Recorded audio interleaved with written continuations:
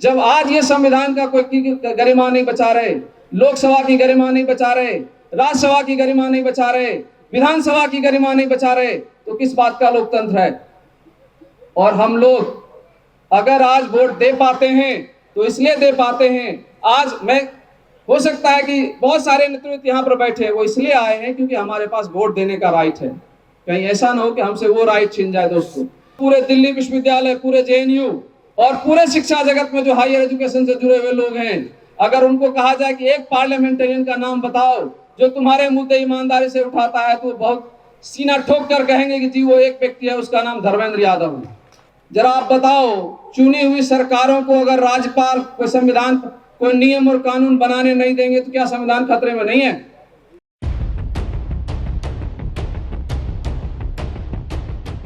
नमस्कार,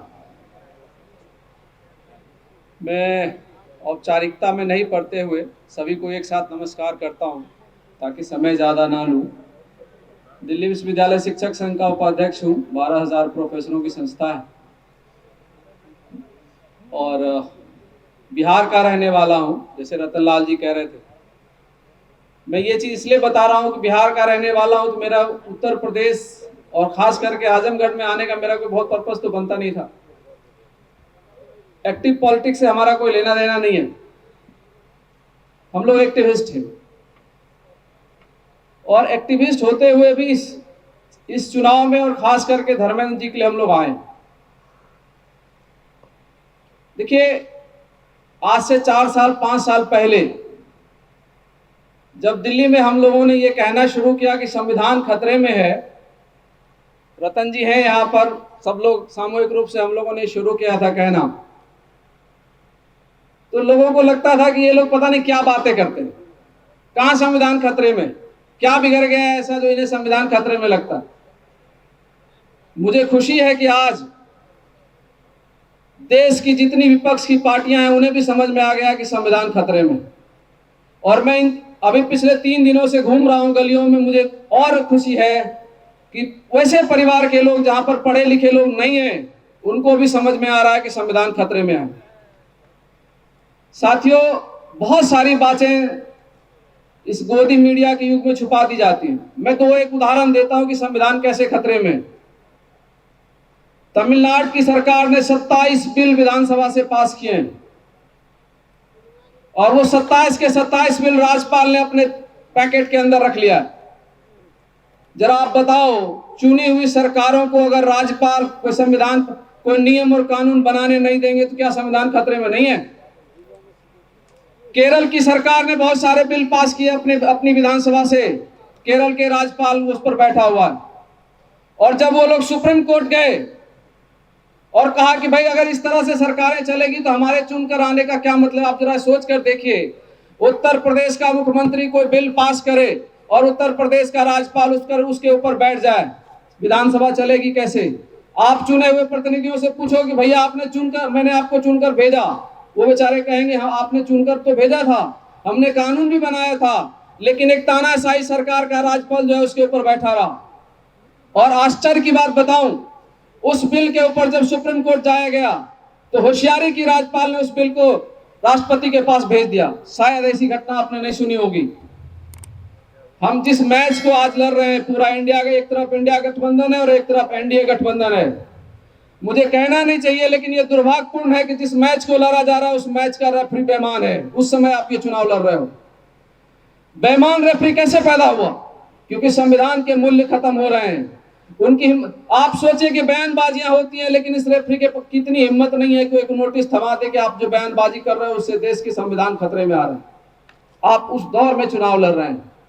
इसलिए जो रतन लाल जी कह रहे थे कि एक एक व्यक्ति, आप सब से प्रोफेसर हैं, आपने नेशनल एजुकेशन पॉलिसी के ऊपर आपने बहुत सारी बातें सुनी होगी। आपको बताऊं, नेशनल एजुकेशन पॉलिसी के ऊपर क्या पार्लियामेंट में आपने कोई डिस्कशन सुना? 1986 के बाद 2020, लगभग 34 साल बाद एक एजुकेशन पॉलिसी आती है और उस एजुकेशन पॉलिसी के पार्लियामेंट में कोई डिस्कशन नहीं होता। कैबिनेट पास करता है और एग्जीक्यूटिव डिसीजन से उसको लागू कर दिया जाता है। क्या संविधान खतरे में नहीं है? अगर हम सांसद महोदय को चुनकर भेजेंगे, इनके सामने मुद्दे ही नहीं लाए जाएंगे तो हमारा आपका रिप्रेजेंटेशन ये कैसे करेंगे वहां पर, अगर कैबिनेट में बैठ कैबिनेट से ही सारे डिसीजन होंगे? जरा सोच कर देखिए, हम लोग कोई हवाई बातें नहीं कर रहे। वाकई ये हालात बने हुए देश में जितनी भी संस्थाएं जो लोकतंत्र की रक्षा करती थी, क्या वो ईमानदारी से लोकतंत्र की रक्षा के लिए काम कर रही हैं? ये सवाल पूछिए। मैं बहुत लंबा भाषण नहीं देना चाहता, लेकिन क्या वाकई में इस सरकार ने, जो अभी रतन लाल जी ने 200 पॉइंट रोस्टर की बात की, उसके पहले एट्रोसिटी एक्ट को याद कर लीजिए, क्या कोशिशें नहीं हुई कि 85% को गड्ढे में ले जाकर छोड़ दिया जाए? ये कोशिश नहीं की गई सरकार। ये सरकार लगातार कोशिश करती है। बहुत सारे इंटरनल बातें हैं, हम लोग यहाँ एक्टिविस्ट हैं, हम बहुत सारी चीजें बता नहीं सकते। मैं लेकिन एक ओबीसी समाज को एक चीज बताना चाहता हूं। इस सरकार ने ओबीसी के अंदर क्रीमी लेयर में बदलाव करने की कोशिश की थी, और वो क्या था, ईडब्ल्यूएस रिजर्वेशन के आधार पर, जैसे ईडब्ल्यूएस रिजर्वेशन में आर्थिक चीजें आरक्षण के लिए तय करनी, उसी तरीके से ओबीसी में प्रयास कर रहे थे। और आपको मैं बताऊं, दुर्भाग्य से भी वो फैसले कैबिनेट स्तर पर ही हुए थे, उसको पार्लियामेंट में ले जाने की कोशिश उसको भी नहीं की गई। तो सवाल ये है कि जब इतने सारे खतरे हैं और हम लोग क्यों आए, जो मैंने शुरू में बात कही थी। आज के दिन बहुत सारे लोग चुनकर जाते हैं पार्लियामेंट के अंदर, लेकिन पार्लियामेंट के अंदर चुनकर जाने से ही आपके मुद्दे उठ जाएंगे, ये नहीं है। पार्लियामेंट वो जगह है जहां पर बड़े बड़े हमारे देश के पुरोधा ने अपनी अपनी बातें रखी, लेकिन एक व्यक्ति, मैं आपको बताऊं, पूरे दिल्ली विश्वविद्यालय, पूरे जेएनयू और पूरे शिक्षा जगत में जो हायर एजुकेशन से जुड़े हुए लोग हैं, अगर उनको कहा जाए कि एक पार्लियामेंटेरियन का नाम बताओ जो तुम्हारे मुद्दे ईमानदारी से उठाता है, तो बहुत सीना ठोक कर कहेंगे कि जी वो एक व्यक्ति है, उसका नाम धर्मेंद्र यादव है। हम लोग इसलिए यहां आए, और धर्मेंद्र यादव जी को बहुत समझाना नहीं पड़ता, मुद्दों को उन तक सूचना पहुंचानी पड़ती है कि जी हमारे साथ ये दिक्कत आ रही है। उनका रिसर्च खुद होता है, हम लोग केवल बताते हैं। बहुत सारे मेंबर ऑफ पार्लियामेंट ऐसे हैं जिनको आप बहुत सारी चीजें समझा कर भी आ जाओगे तो उनको समझ में नहीं आता। और एक अंतिम बात कह रहा हूं, सब लोग प्रोफेसर हैं, जरा एक बार झांक कर देखना, आप और हम सब लोग मिडिल क्लास हैं। पिछले 10 साल में इस सरकार ने सबसे बुरी हालत अगर किसी की है तो वो है मिडिल क्लास। मुझे आश्चर्य है कि उसके बावजूद भी मिडिल क्लास के लोग कैसे बीजेपी के साथ खड़े हो जाते हैं। मैं एक चीज कई साथियों से कहता हूं, आप सब सैलरीड लोग हैं। 2014 में जब ये सरकार आई थी, उसके बाद 2016 में पे कमीशन लागू किया गया था। क्या आज तक इनकम टैक्स के जो पैमाने उसमें बदलाव हुआ है? क्या सोचा कभी? क्यों नहीं हो रहा? क्या हमारे हक छीने नहीं जा रहे? कोई बात ही करने को तैयार नहीं। बहुत सारे मुद्दे हैं। मैं ज्यादा लंबा अब नहीं खींचना चाहता, केवल यह निवेदन करना चाहता हूं दोस्तों, भाषण देने से तो कुछ होगा नहीं। मैं दे दूंगा, आप सुन लेंगे, आप दे देंगे, मैं सुन लूंगा। अगर आप और हम इस चुनाव को इस तरीके से नहीं लड़ेंगे कि अगर इस बार चूक गए तो ये चूक बड़ी होने वाली है। आपने गौर किया है, इस चुनाव में पहले कुछ दूसरे देश के नाम आते थे, लेकिन इस बार इंटरनेशनल लेवल पे 2 बड़ी कंट्री जो है भारत के चुनाव के ऊपर नजर रख रही है। और एक देश ने अभी बयानबाजी की है। एक व्यक्ति था ना, अब की बार ट्रंप सरकार करने गया था, और उसी तरह के एक देश है जो खड़ा हो रहा है इस व्यक्ति को मदद करने के लिए। आप नाम याद कर लीजिएगा, पढ़ लीजिएगा अखबारों में। आखिर ऐसी कौन सी अंतरराष्ट्रीय साजिश हो रही है देश के साथ? क्या ऐसी जरूरी पड़ी हुई है कि वैश्विक शक्तियां भारत के चुनाव में इंटरफेयर कर रही हैं? क्यों कर रही हैं? आप समझिए उस माहौल को। और वो मैं नाम लेता हूं, उस देश में चुनाव होते हैं तो एक नेता को 99% वोट पड़ता है। उनका बयान आया है, वो देश है रसिया। वो जब रसिया के पुतिन जी का चुनाव होता है तो सारे जनता उन्हीं को वोट करती है, 99% वोट आता है। उनको भारत के चुनाव की बड़ी चिंता है, वो चाहते हैं कि मोदी जी जीत जाएं। जरा सोच लीजिए कि वो क्या कर रहे हैं और यहाँ पर क्या होने वाला है। तो इसलिए दोस्तों, मैं जब कह रहा हूं कि इस बार के चुनाव में अगर हम लोग चूक गए तो ये चूक आने वाले पीढ़ियों को भारी पड़ने वाली है। जब आज ये संविधान का कोई गरिमा नहीं बचा रहे, लोकसभा की गरिमा नहीं बचा रहे, राज्यसभा की गरिमा नहीं बचा रहे, विधानसभा की गरिमा नहीं बचा रहे, तो किस बात का लोकतंत्र है?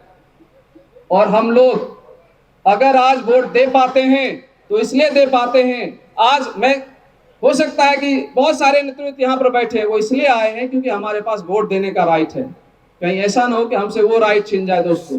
इसलिए मैं आप सबसे निवेदन कर रहा हूं, अगर आप कुछ और नहीं कर सकते तो अपने अपने घरों में बैठिए और अपने नातेदार, रिश्तेदार, भाई, भतीजा, चाचा, ताऊ, जिनको जिनको आप जानते हैं उनको एक बार जरूर फोन करके कन्विंस करिएगा कि इस बार कम से कम जो है इंडिया गठबंधन को वोट दो। और इंडिया गठबंधन को वोट हम लोग यूं ही नहीं कह रहे, आप सोचिए 1990 के बाद सरकारी नौकरियों का दौर खत्म हो चुका था।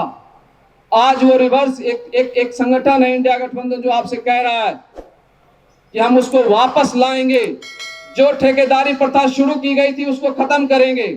और अभी कहा गया ठेकेदारी प्रथा में एक हमारे समाज के चौकीदार व्यक्ति को 11,000 सैलरी मिलती है, अगर वही चौकीदार सरकारी नौकरी में आएगा, स्थायी नौकरी में आएगा तो उसको 40,000 नौकरी मिलेगी, 40,000 रुपये मिलेगा।